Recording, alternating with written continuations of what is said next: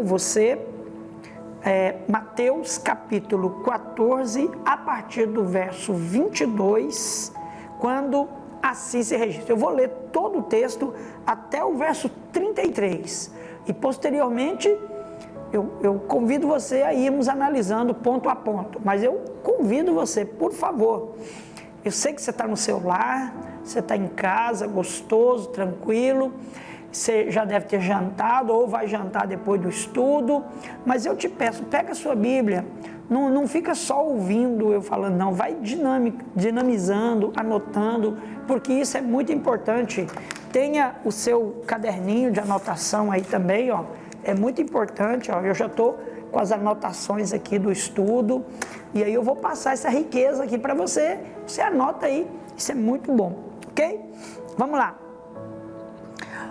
Logo a seguir, ou seja, depois da multiplicação dos pães, lembram que Cristo estava na praia, chegou de barco, a multidão, mais de 5.000 homens, fora mulheres e crianças, estavam todos ali. E ele operou o milagre, todo mundo alimentou, se fartou e estava tudo tranquilo.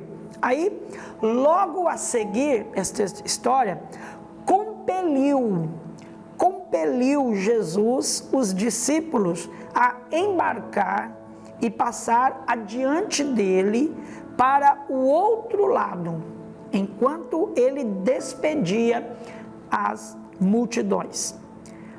E despedidas as multidões, subiu ao monte a fim de orar sozinho.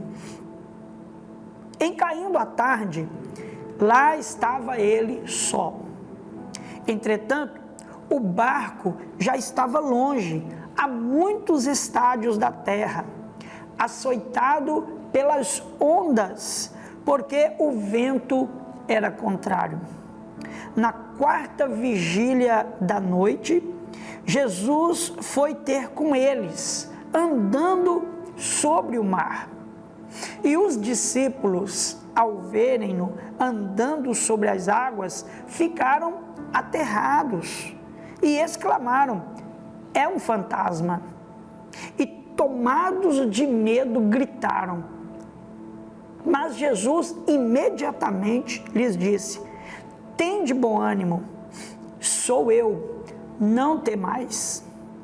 Respondendo-lhe Pedro, disse: se és tu, Senhor, manda-me ir ter contigo por sobre as águas. E ele disse: vem. E Pedro, descendo do barco, andou por sobre as águas e foi ter com Jesus. Reparando, porém, na força do vento, teve medo e, começando a submergir, gritou: salva-me, Senhor.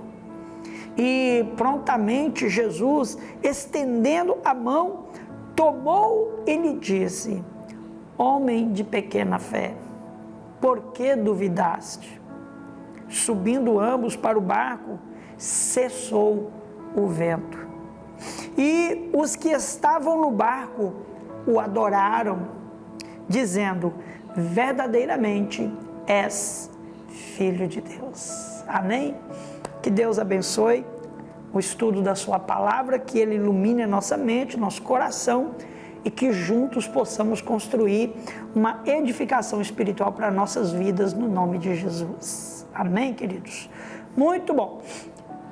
Como eu havia dito para vocês, é muito importante que nós analisemos o contexto, né? O pretexto, o texto e o pós-texto, ou seja, o que aconteceu antes e o que estava acontecendo aqui e posteriormente o que viria a acontecer. É muito importante da nossa parte nós buscarmos esta compreensão. O narrador, Mateus, ao descrever esses fatos, ele não perdeu a simetria dos acontecimentos.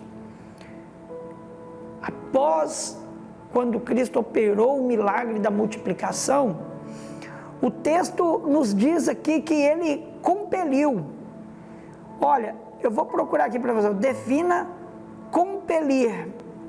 Eu já tenho, vamos dizer assim, compelir, segundo a orientação que a gente tem, insistir, praticamente forçar, exigir com veemência.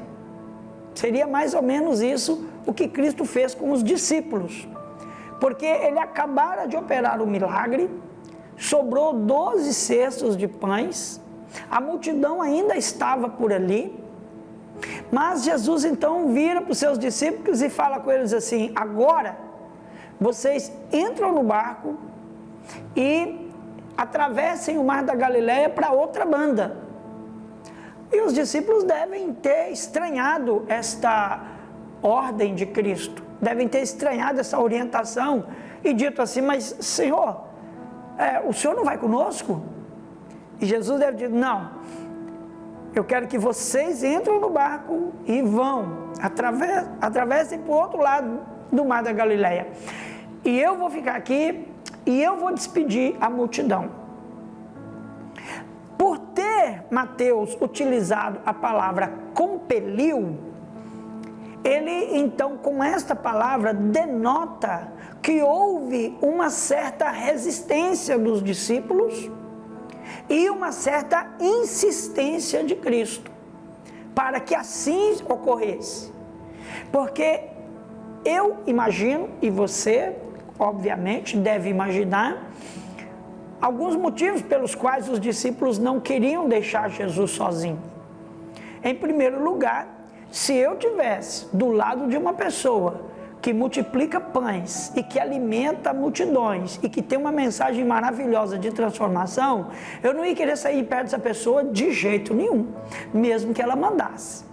Então, eu acredito que os discípulos estranharam a ordem de Cristo porque eles não queriam se afastar de Cristo.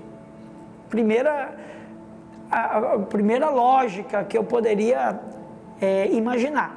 A segunda lógica é que eles se consideravam não só seguidores de Cristo, mas também defensores. E quem defende alguém não quer deixar esse alguém sozinho. Não, o senhor vai ficar sozinho? Não, nós estamos aqui. E de certa forma, se alguém te importunar, alguma coisa assim, nós estamos aqui para sermos no mínimo testemunhas. Embora Cristo não precisasse disso, mas um sentimento que o discípulo tem do seu mestre é de nunca o deixar só, de sempre estar ao seu lado e de estar pronto para qualquer das suas necessidades. Mas Jesus Cristo insistiu: não, entrem no barco e vão só.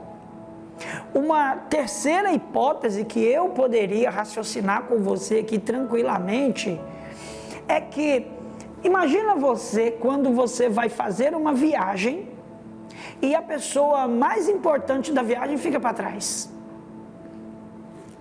É meio sem lógica você fazer uma viagem e, no caso deles ali, cruzar o mar da Galileia sem a principal pessoa. Em outras palavras, eles poderiam estar dizendo assim: o que nós vamos fazer lá? Quando chegar lá, o que nós vamos fazer? Nós vamos chegar lá e a gente olha para um lado, olha para o outro, e o que nós vamos fazer aqui do lado dos gadarenos? Já sei o que nós vamos fazer. Vamos entrar no barco, vamos voltar e buscar Jesus.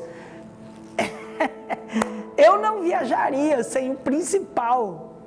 Então, por essas boas razões, acredito que houve uma certa necessidade de Jesus Cristo dar meio que um empurrão para os discípulos entrarem no barco e iniciarem a viagem. Eu entraria contrariado. Eu entraria realmente assim, meio que não estou gostando muito dessa história não, mas eu vou. Acontece que os discípulos obedeceram. E obedeceram porque eles subitamente devem ter caído a ficha do seguinte sentido: se ele é o mestre e nós somos os discípulos, ele manda e nós obedecemos. E se ele está falando que é para nós irmos sozinhos, então nós vamos sozinhos. E vamos viajar. E vamos embora. Entraram no barco e foram. Aí, no verso número 23, Jesus Cristo, então, começa aquele trabalho de despedir a multidão. Lembram?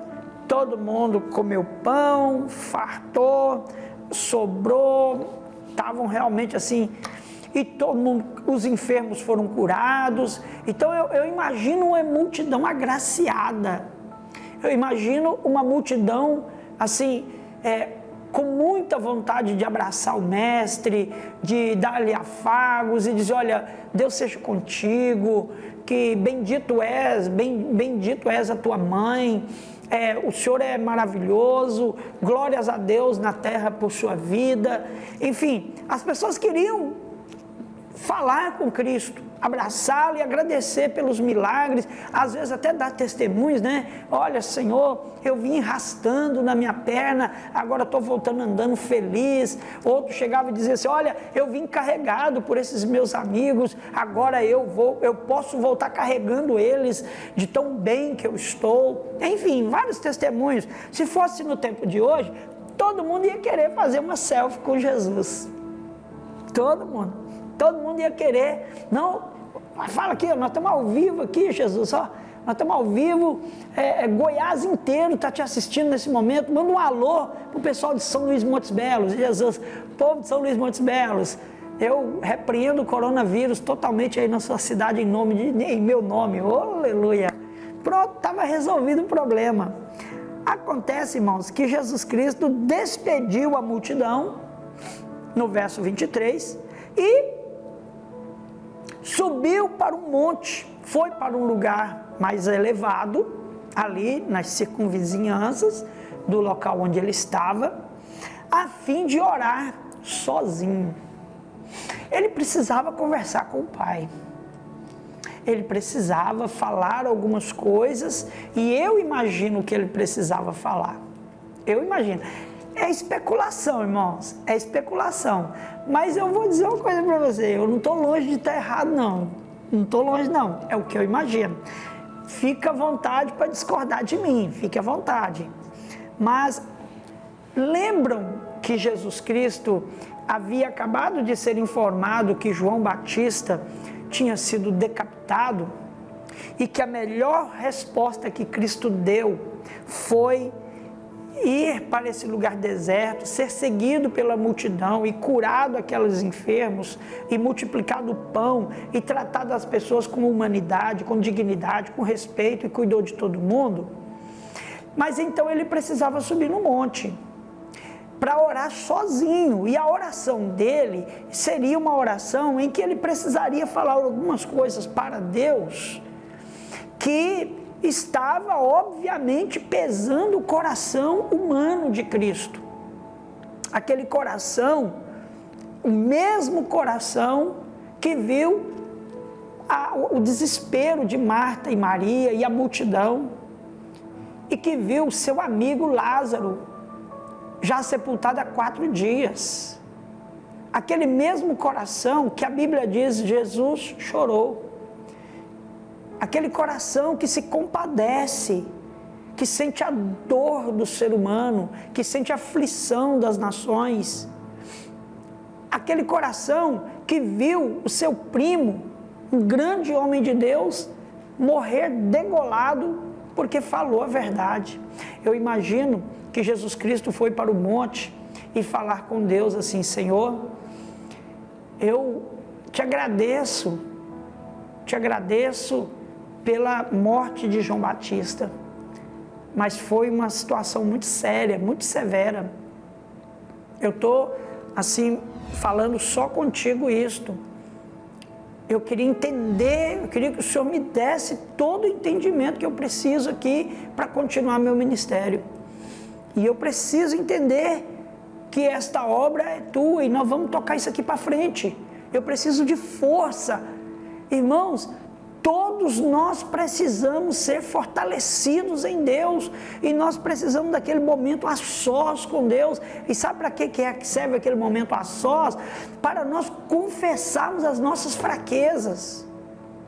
Não adianta você querer dar uma de forte e de resistente a vida inteira, quando na verdade existem momentos da nossa vida que nós estamos fracos, com as energias esgotadas, que realmente fomos afetados por uma ação do maligno, ou por uma ação desastrosa que tem acontecido e tem afrontado a nossa fé, a nossa motivação. Então é nesses momentos que a gente precisa separar um a sós com Deus, e lá você abrir seu coração, e humanamente virar e falar assim: olha, eu senti muito isto, eu senti muito a morte de João Batista, mas que tudo isso seja para a glória do teu nome, que tudo isso seja para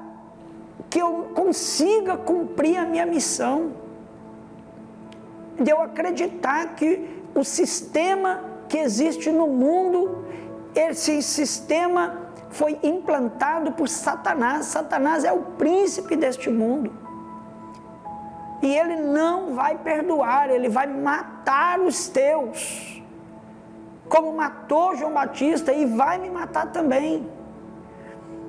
Então eu não quero que a morte de João Batista seja em vão, assim como eu também não quero que a minha morte seja em vão.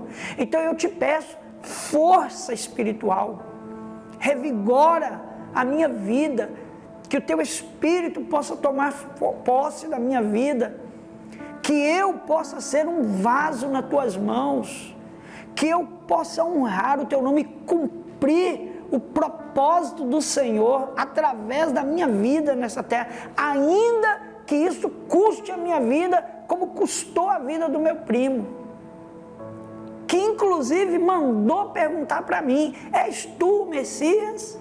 Ou a gente tem que esperar outro? Foi o lado humano, aquele lado assim, que estava com medo da morte de João Batista. Em outras palavras, João Batista estava dizendo assim: eu estou prestes para morrer, mas eu preciso saber se eu vou morrer pela causa certa. Eu quero saber se eu vou morrer pela causa certa. E aí Jesus diz para ele: não, se tiver de acontecer isso, olha o que está acontecendo no mundo, olha os sinais. E aí, queridos, João Batista morreu pela causa certa, e Jesus pediu energia. Eu acredito que ele foi orar sozinho, porque ele precisava rasgar o coração dele diante de Deus e falar assim: eu preciso ser renovado pelo teu poder. Meu irmão, minha irmã, diante das suas fraquezas, diante das suas decepções, diante das suas angústias, diante das suas mágoas, diante do ataque do maligno, quando o maligno de uma forma vil, de uma forma suja, de uma forma podre, ele te dá um golpe e ataca a sua família, ataca seus filhos, ataca a sua esposa, seu marido, seu pai, sua mãe, sua igreja, seu pastor.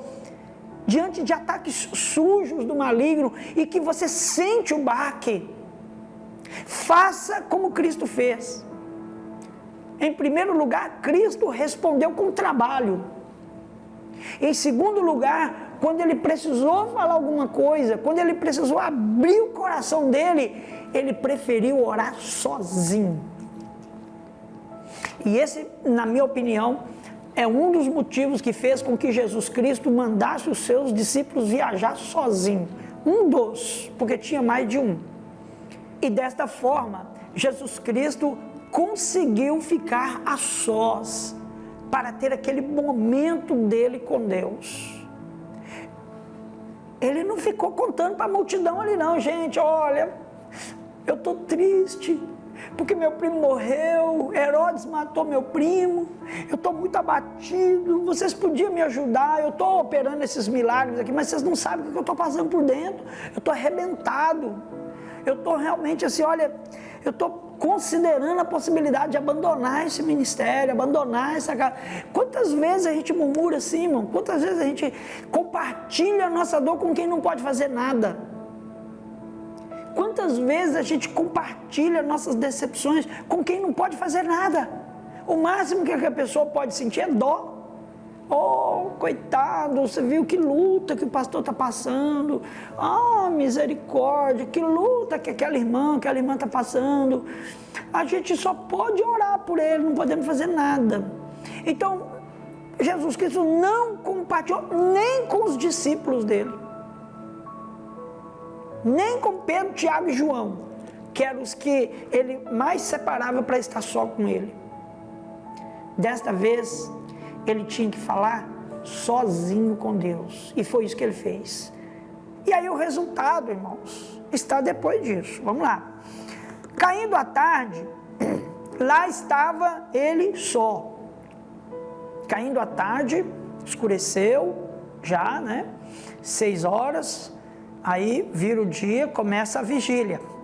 Primeira vigília vai de 6 da tarde a 9 da noite. As vigílias judaicas. Primeira vigília, de 6 da tarde a 9 da noite. Segunda vigília, de 9 da noite a meia-noite. Terceira vigília, de meia-noite às 3 da manhã. E a quarta vigília, de 3 da madrugada às 6 da manhã, quando o dia rompe. Então, são 4 vigílias considerado a noite judaica. Verso 24. Caindo a tarde, lá estava ele só. Entretanto, o barco já estava longe. Lá de cima, provavelmente, numa posição privilegiada, Jesus Cristo podia acompanhar até certo momento o que estava acontecendo com os seus discípulos no barquinho. E eles já estavam a muitos estádios da terra. Um estádio, na medida romana, era 185 metros. Eles estavam a muitos estádios. Se eles estivessem a 10 estádios, eles já estariam a 1 quilômetro e 850 metros. Ou seja, quase 2 quilômetros mar adentro, Mar da Galileia. E o Mar da Galileia, irmãos, a gente tem algumas particularidades que é muito importante a gente frisar, e aqui é onde eu fiz as anotações, e eu te peço que você faça também. Não pensa assim, tá no vídeo, depois eu assisto. Não, anota aí, porque isso é bom, para ajuda a frisar na memória, fixar na memória. O Mar da Galileia, também chamado de Mar de Tiberíades. Se você alguma vez na Bíblia estiver lendo e você lá lê o Mar de Tiberíades, é o mesmo Mar da Galileia. Ou também o Mar de Genezaré, que é dos Gadarenos. Também recebe esse nome, se você estiver lendo a Bíblia e falar, ele passou próximo do Mar de Genezaré. É o mesmo Mar da Galileia, mas comumente o nome dele é Mar da Galileia. Este mar, ele era um mar de água doce, não era um mar de água salgada, é um mar de água doce. E ele é localizado no norte de Israel, acima de Jerusalém, bem acima, e ele tem 21 quilômetros de comprimento, a extensão dele é 21 quilômetros, ou seja, bastante extenso, e uma largura média de 13 quilômetros, 21 por 13, embora seja oval. A média dele é 21 quilômetros de comprimento e 13 de largura, ou seja, era muita coisa. A profundidade média dele é de 25 metros, mas os lugares mais profundos chegam a dar a 48 metros, 43 metros de profundidade.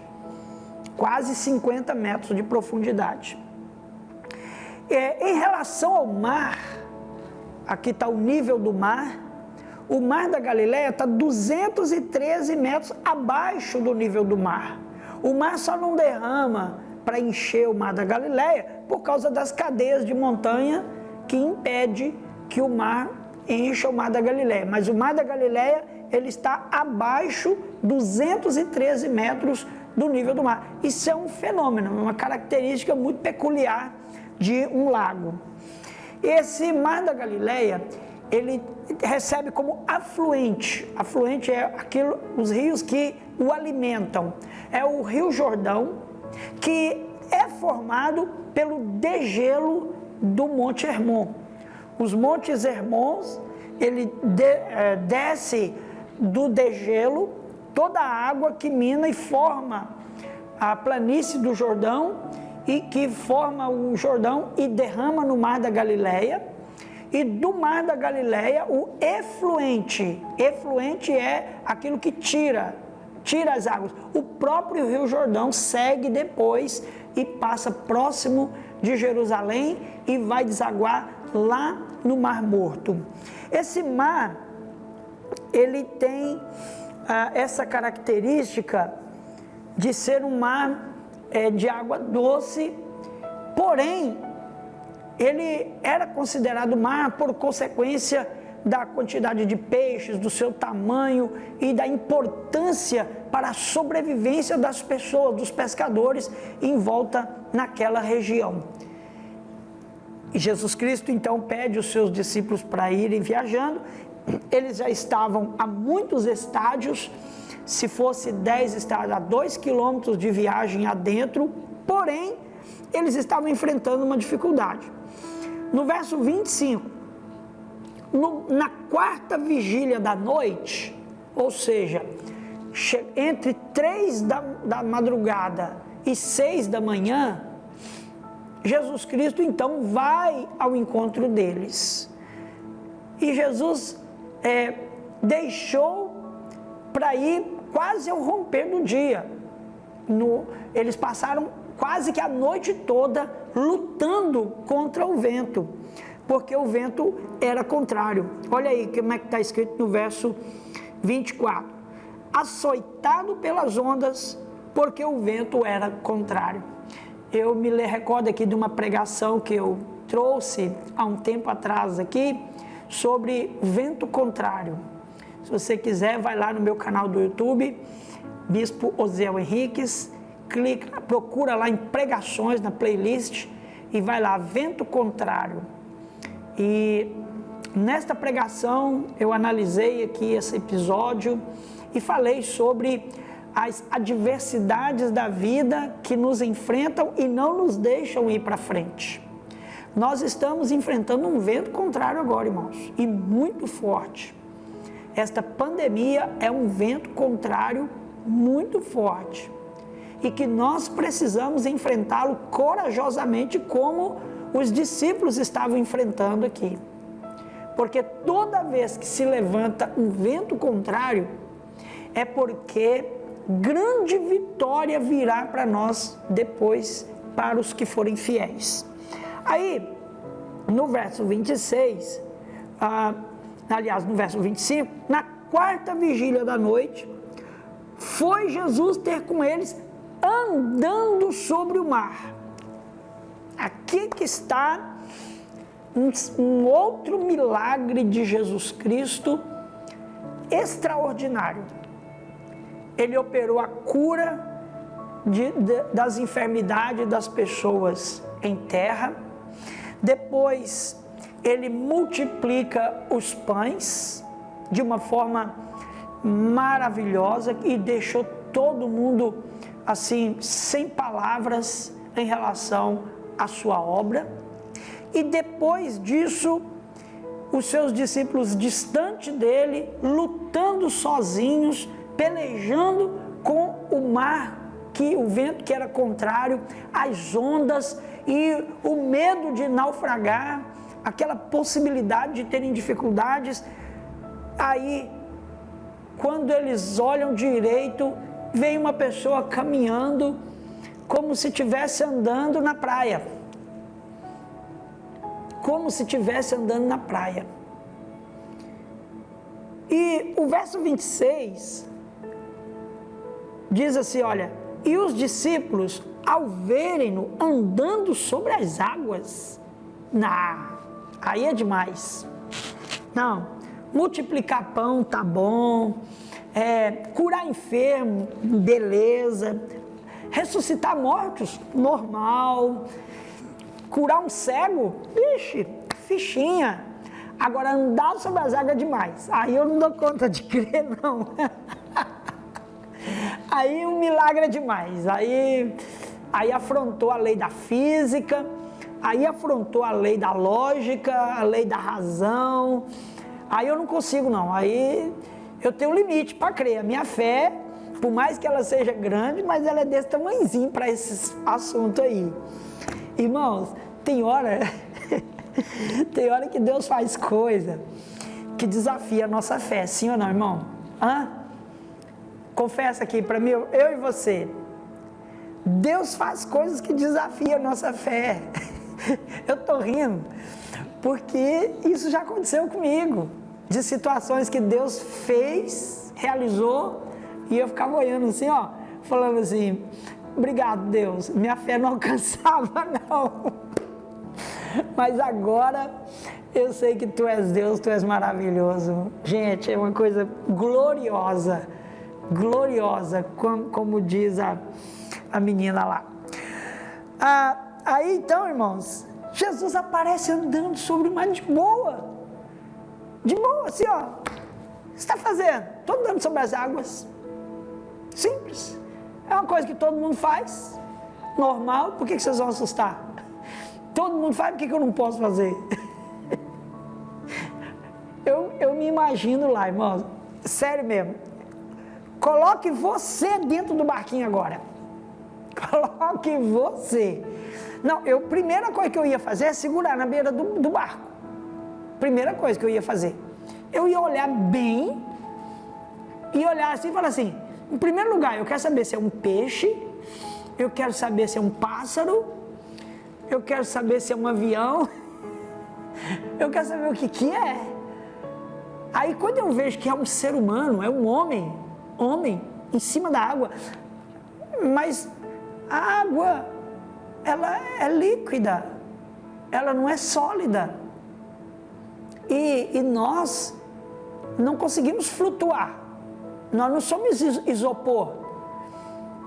isopor que flutua sobre a água, e nós somos feitos de massa, de carne e estreia funda. Estreia funda. Não. A física não explica isso. Não aceita isso. E tem hora que até a fé esbarra. E foi isso que aconteceu com eles, irmãos. Irmãos, eles entraram em tão desespero, eles entraram em tão pânico, que eles começaram a gritar. Eu queria imaginar, irmãos, os discípulos gritando. Aquele pânico, aquele desespero, um agarrando no outro. Que é aquilo? E o outro, é lógico que é um fantasma. E o que é um fantasma, irmãos? O que é um fantasma? Você já parou para estudar o que é um fantasma? Olha, irmãos, um fantasma são aparições. Essa é a explicação. São aparições vultuosas ou sombras que podem ser fruto da nossa imaginação, que podem ser aparições assombrosas, vultos, metafísicos, né? Que da mesma forma que aparenta ser física, com massa, que não pode ocupar dois lugares ao mesmo tempo, parece ser um espírito também. O dicionário define como sombras, vultos, aparições de mortos, assombração. O que a Bíblia fala sobre isso, irmãos? Em primeiro lugar, que as pessoas associam fantasma, pessoas têm medo de fantasma, e o fantasma está relacionado, na maioria das vezes que você vai falar de fantasma, ou ouvir falar de fantasma, é uma aparição relacionada a espíritos de mortos, pessoas que morreram e ficam vagando na terra. E não, por não irem para lugar nenhum, não foram nem para o céu e nem para o inferno, ficam aqui na terra perambulando e de certa forma trazendo para nós alguma influência positiva e negativa. Tem filmes sobre isso, de fantasminhas bons, de fantasmas maus e tudo mais. Mas a realidade é que os fantasmas estão associados a imagens de pessoas que morreram há 200 anos, ainda vivem naquela casa, arrastam corrente e chamam pelo nome de pessoas que aparecem. Essa é a ideia geral das pessoas. Mas o que a Bíblia diz isso? Olha, irmãos, em Eclesiastes, capítulo 12, verso 7, eu quero abrir com você, olha, Eclesiastes 12, verso 7. E o pó volte à terra, como era, e o Espírito a Deus que o deu. Então, a Bíblia, ela não dá margem para acreditarmos em almas penadas, espíritos de homens, de mulheres que morreram e ficam errantes, vagantes. A Bíblia, ela nos dá um pilar de fé da seguinte forma: uma pessoa morreu, a sua constituição carnal vai se deteriorar. E aí a palavra simbólica para isso é: o pó volta ao pó. A gente volta para o nada. Nós viemos do nada, vamos voltar para o nada. O máximo que vai ficar de nós durante muito tempo seria mais ou menos ali ossos e cabelo que duram muitos anos. Mas tirando isso, o resto não vale nada. E o Espírito, que é o fôlego, o pneuma, o hálito de Deus para a nossa vida, ele é aquele que veio de Deus e me fez alma vivente. Esse volta para Deus. Se eu acreditar que um espírito fica vagando aqui na terra, eu estou querendo dizer que Deus perdeu o controle das coisas, que Deus não tem mais controle nos espíritos, que os espíritos podem vagar aí. Eles estão sem destinação, não sabem o que vai acontecer com ele, ou eles ainda precisam resolver problemas aqui na terra, precisam causar justiça aqui na terra. Um filme que ficou famoso aí na época dos anos 80 e início dos anos 90, que é Ghost, do outro lado da vida, que é o rapazinho lá que é morto injustamente por causa de uma trama financeira lá do rapaz que trabalhava no banco. E aí o espírito dele a alma dele fica aqui vagando, e ele tentando manter contato com a namorada dele, e tentando trazer justiça com as próprias mãos e tal. E aí o filme termina bonitinho ali para o céu, e o cara que matou vai para o inferno. Muita gente viaja naquele filme ali, mas eu vou dizer uma coisa para você: se Deus precisa de mim para operar justiça na terra, então ele não é onipotente. Se Deus não consegue ele mesmo resolver os problemas, ele precisa de mim? Não, Zé, você morreu, mas tem muita coisa que ficou injusta aí, ó. Eu estou muito ocupado, não dá tempo de eu resolver. Fica aí um tempo aí, resolve esse problema você mesmo. Não dá, né? Não dá. Então, a Bíblia deixa bem claro: morreu, a carne vai para o pó, e o espírito volta para Deus, e ponto final. Não tem margem de interpretação. Se você falar assim: eu vi o vulto do meu pai, é fruto da sua imaginação ou um espírito enganador, que a Bíblia chama de demônios. Espírito enganador tentando te aterrorizar a sua vida. Se aparecer, você vai olhar e falar assim: eu te repreendo em nome de Jesus. Ponto final. Porque não é teu pai, não é tua mãe, não é coisa nenhuma. Pode repreender em nome de Jesus, porque não é. É um espírito enganador. Então, não dá moleza para isso não.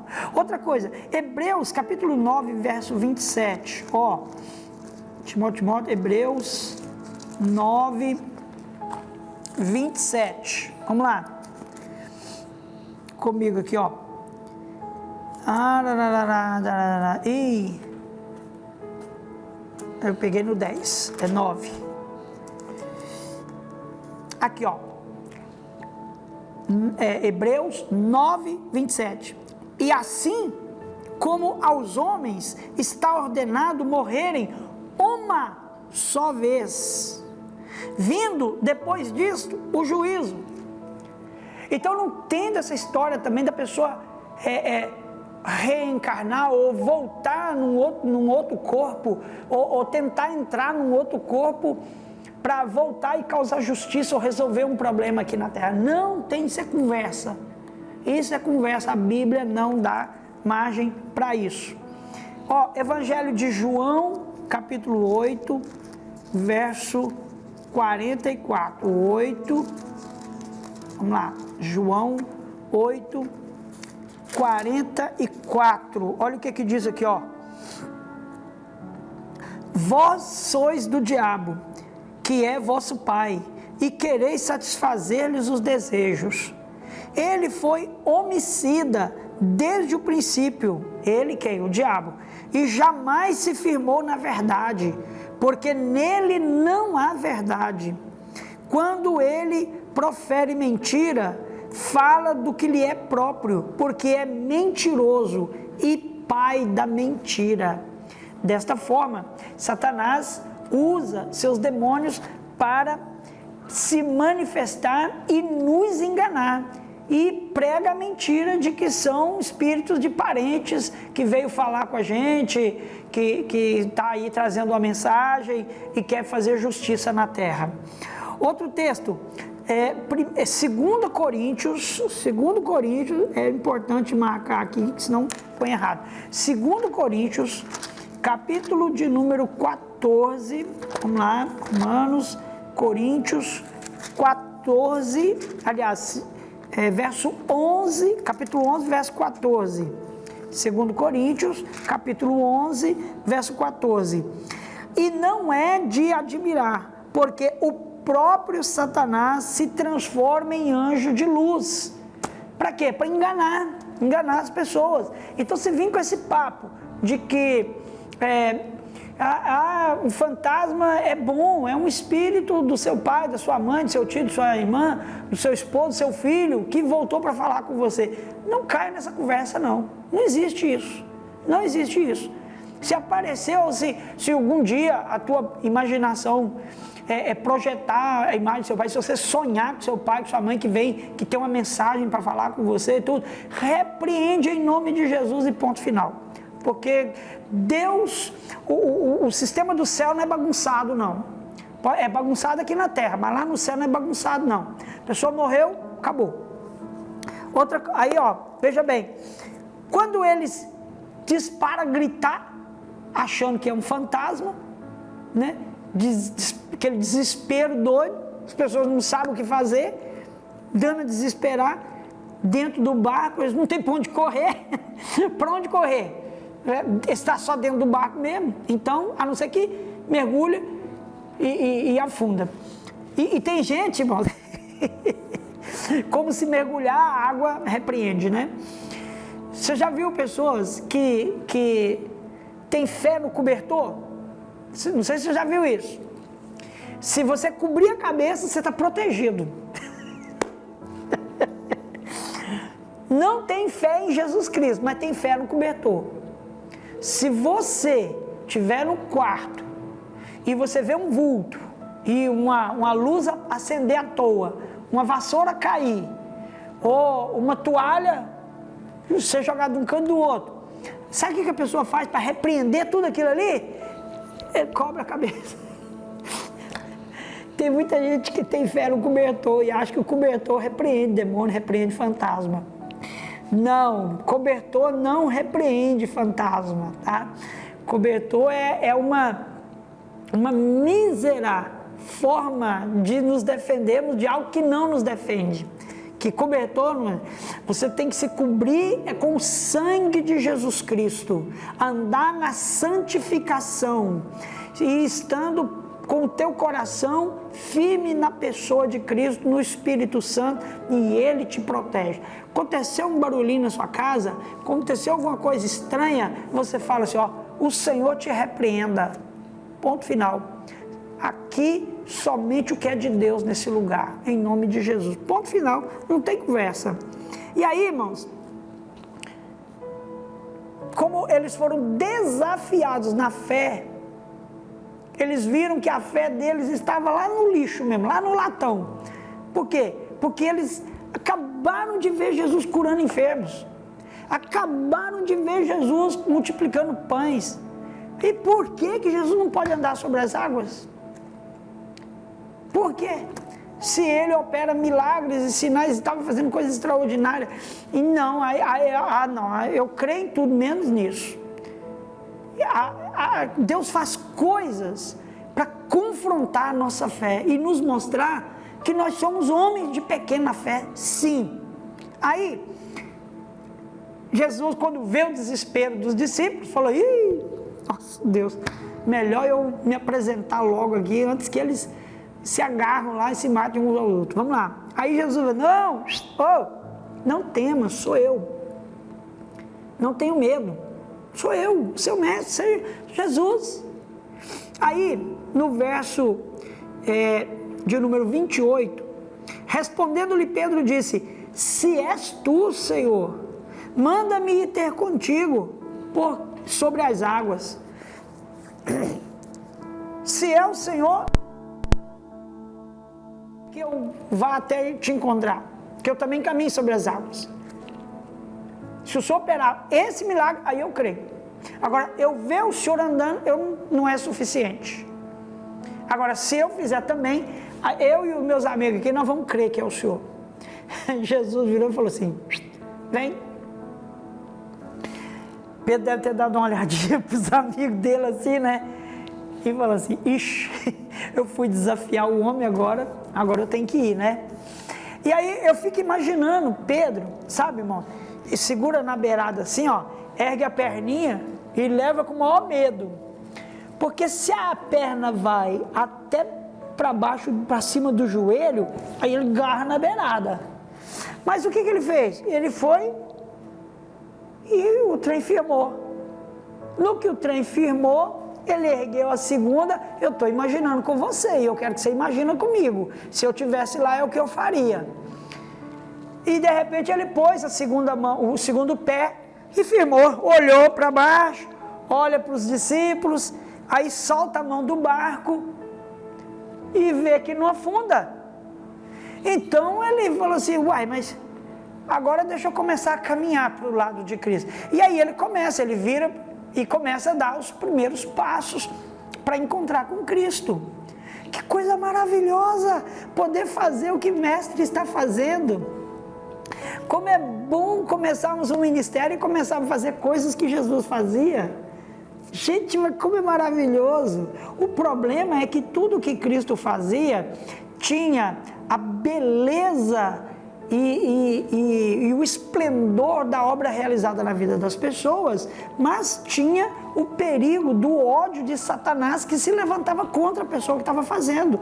Então, Pedro começa aí com intrepidez e começa aí no verso 30, diz assim, olha, reparando porém, esse porém é o que rebenta com a gente.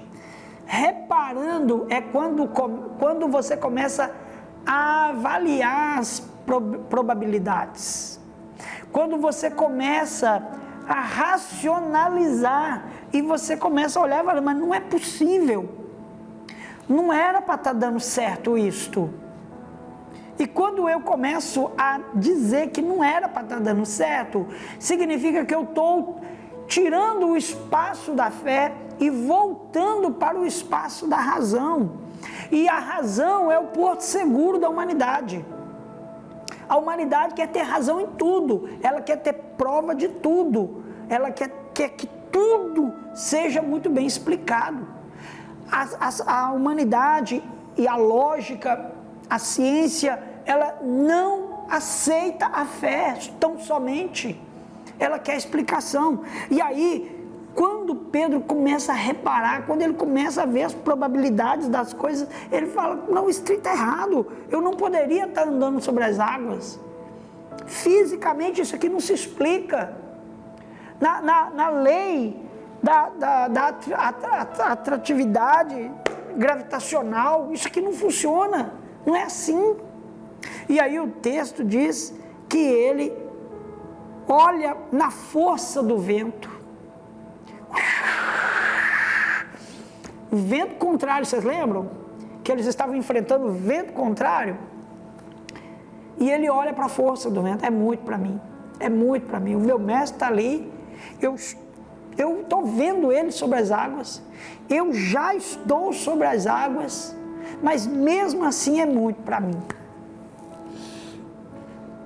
Meu irmão, minha irmã, presta bem atenção no que eu vou te falar, porque isso é um pilar para mim também. Não pensa vocês que eu estou aqui posando de que eu sou melhor do que todo mundo, não. Porque eu esbarro também.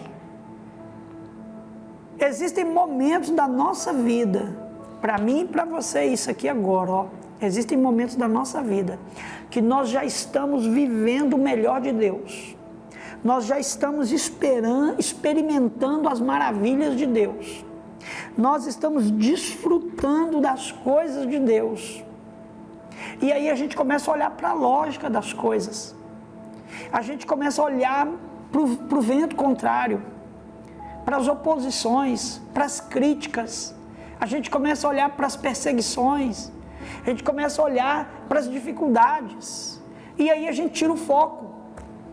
Enquanto eu estiver olhando para Cristo e crendo no poder, eu estou viajando, eu estou andando sobre as águas. Mas quando eu tiro os olhos de Cristo e começo a olhar para o vento, e começo a olhar para a lógica, eu começo a duvidar.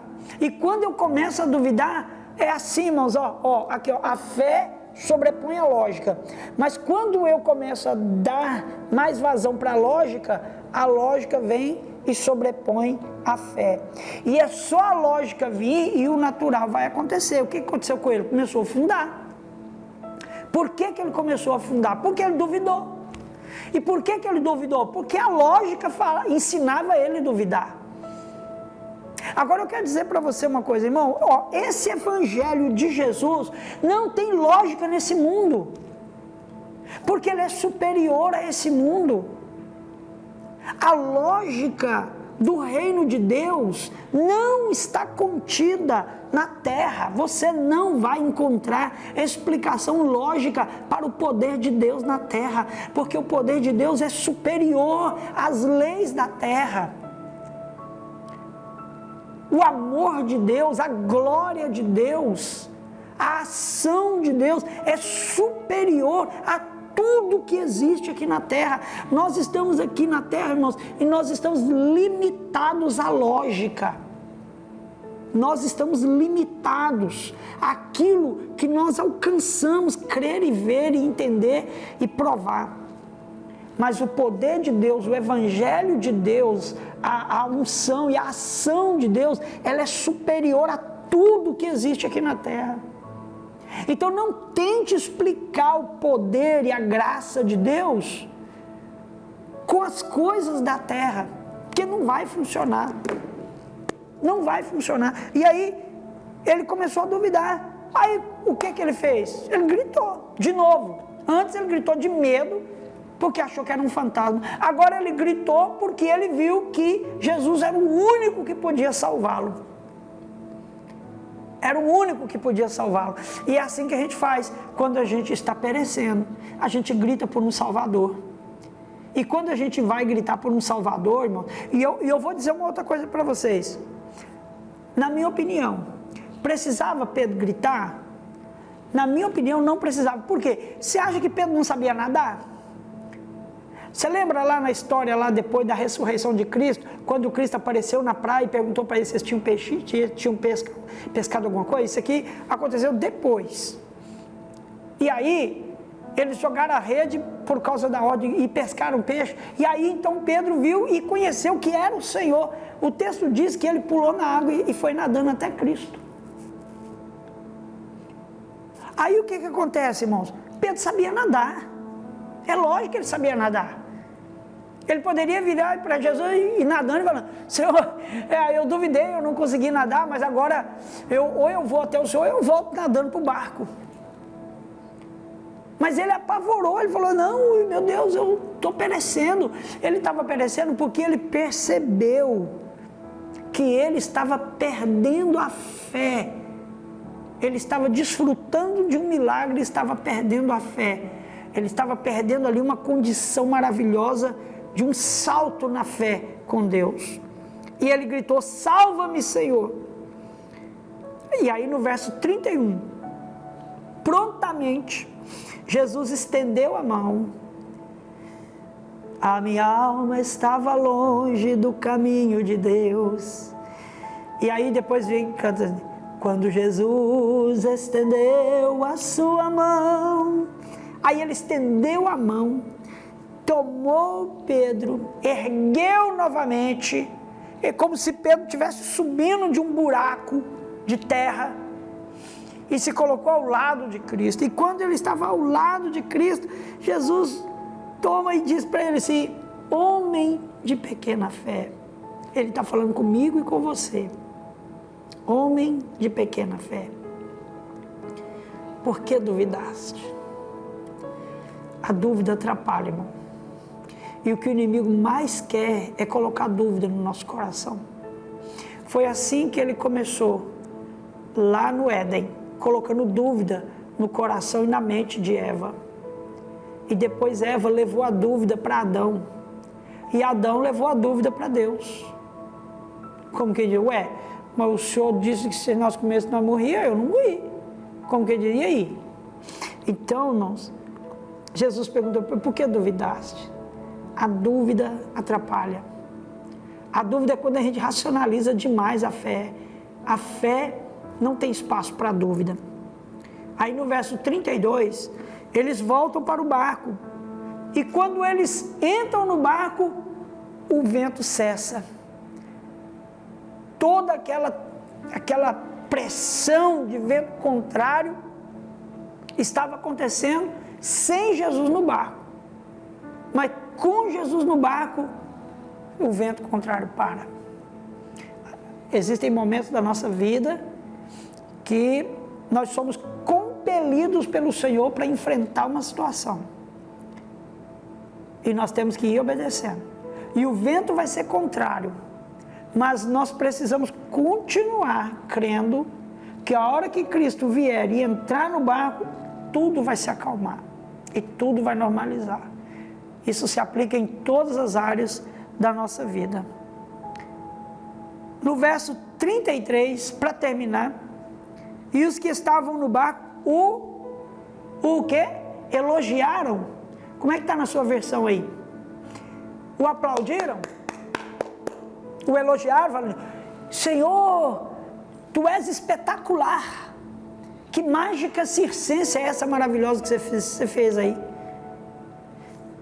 O texto diz que eles o adoraram e deram a Jesus adoração que só se presta a Deus. Aqui está também uma prova da deidade de Cristo. Se Cristo não fosse Deus, Deus não permitiria que ele aceitasse a adoração. Deus poderia permitir que as pessoas o adorassem, mas ele deveria repreender as pessoas. Ele não deveria aceitar a adoração. E o texto não diz que Jesus repreendeu: não, vocês não podem me adorar, não.